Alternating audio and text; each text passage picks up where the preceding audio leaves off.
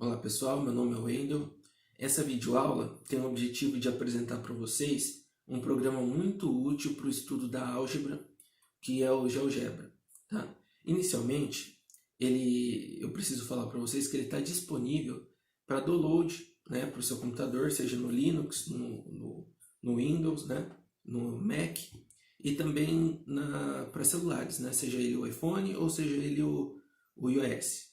Ele é um programa gratuito, livre, muito prático de ser usado e além disso você pode manusear ele direto no seu navegador, tá?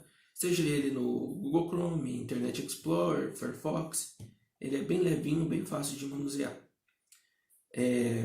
Bom, o GeoGebra ele tem a função de permitir que você manuseie e visualize funções de diversos tipos, né? Seja do primeiro grau, trigonométrica, segundo grau, e enfim. Porém, o nosso objetivo aqui desta videoaula é exemplificar aplicações de função do segundo grau, né? Então, nosso público-alvo principalmente são alunos do nono ano do ensino fundamental, mas nada impede, né, que outros públicos também acompanhem com a gente aqui. Então, nosso objetivo vai ser aplicar vários exemplos da função do segundo grau nesse software do GeoGebra na versão online, que no nosso entendimento é a mais acessível, né, a todos, devido que nem todo mundo tem memória e requisitos mínimos no computador para instalar o software. Então, a gente vai exemplificar funções do segundo grau e vamos ver como ela se comporta, variando no eixo das ordenadas, das abscissas, onde se encontram as raízes, como que comporta a concavidade para os coeficientes, né? O que representa o A, o B e o C na função do segundo grau, entre outras curiosidades aí que vai ser muito prática para a gente ampliar o nosso horizonte no estudo de funções de segundo grau. Convido que vocês fiquem até o final do vídeo, vai ser um vídeo muito objetivo, muito prático e tenho certeza que vocês vão gostar. Só para lembrar também, para esclarecer aqui, esse é um vídeo que compõe um projeto integrador da Universidade Virtual do Estado de São Paulo. O grupo é composto, né, por mim, o Wendel, pela Jane Clay, Valdir, Vanderlei e Matheus. Os outros estão trabalhando em outras etapas do vídeo e também em outras funções do trabalho. Então, aguarde até o final. Muito obrigado. Então, pessoal, dando continuidade ao nosso vídeo aqui, eu vou abrir um navegador, tá? Pode ser o Google ou qualquer um outro, né, como eu disse, e vamos pesquisar aqui pelo GeoGebra, tá? Vai abrir alguns resultados, né? Dentro do site do GeoGebra tem a opção calculadora geográfica, né? Vai abrir essa página aqui. No seu lado direito vai ter o plano cartesiano e no seu lado esquerdo vai ter o local para você inserir suas funções e visualizar como funciona, tá?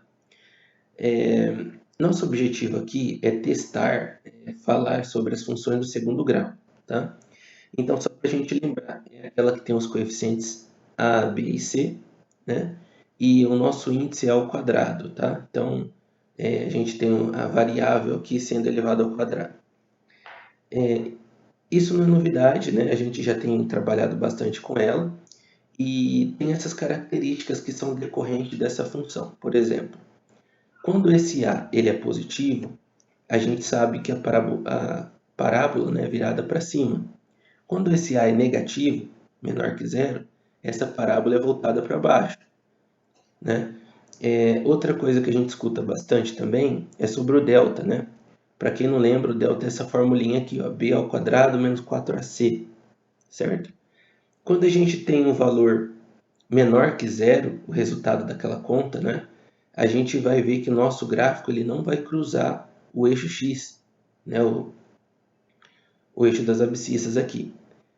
Quando a gente tem um delta igual a zero, a gente vai perceber que ele vai cruzar, né, o nosso eixo em apenas um ponto, ou seja, vai admitir uma raiz real. É daqui que a gente tem aquela típica frase, né?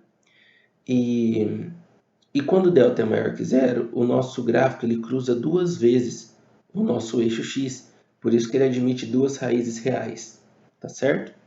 Então, esse é o motivo, né, que a gente sempre fala, sempre vê nos nossos livros, e a gente vai tentar demonstrar essas coisas aqui também. Outra coisa importante é onde fica, o que acontece se a gente mudar o C e o que acontece se a gente mudar o B. Tudo isso vai ser visto agora, tá? Vamos lá. Eu vou colocar um exemplo qualquer aqui, tá?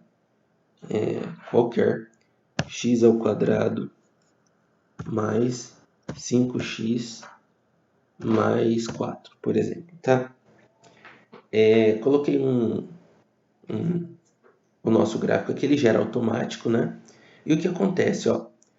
Esse 4, nosso coeficiente livre aqui, ele sempre vai ser onde cruza o eixo x, o eixo y, desculpa.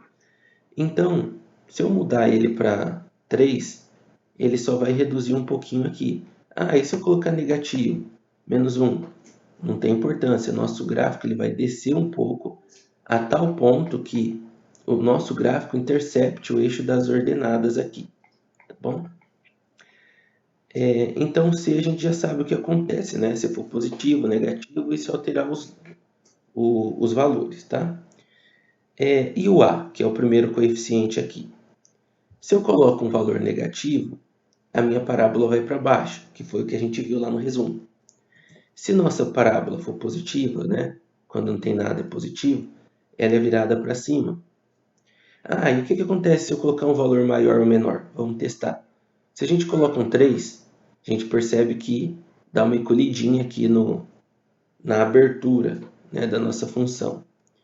Se a gente coloca o 1, o 1 ele não vai alterar. O 2 vai diminuir um pouco. Vou colocar aqui 50. Entendeu? Então a gente vai diminuir essa abertura da nossa parábola e, consequentemente, também vai alterar as raízes, né?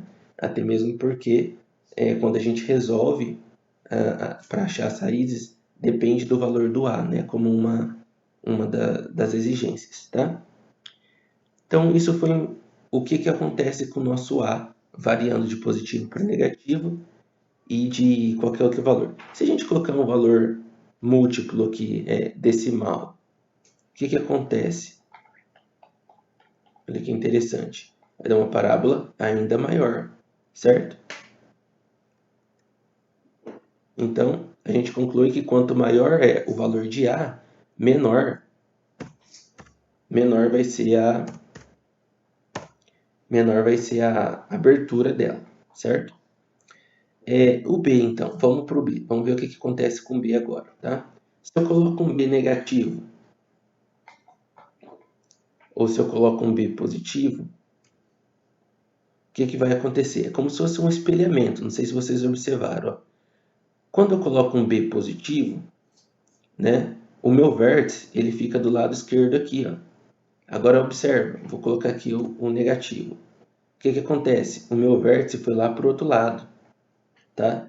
Então é como se fosse a posição da sua parábola, tá? O B ele é pouco comentado, né? Porque ele não tem muita utilidade prática, né? O C ele vai ter mais utilidade prática e o A também. Mas a gente viu como funciona aqui. Se eu colocar um B muito grande, o que acontece? Né? O que acontece? Acho que eu exagerei um pouco aqui, mas é uma parábola, certo? Que ficou no meu canto direito, tá? Porque é negativo. Se eu colocar ele positivo, ele só vai inverter veio para o lado esquerdo da função, tá bom?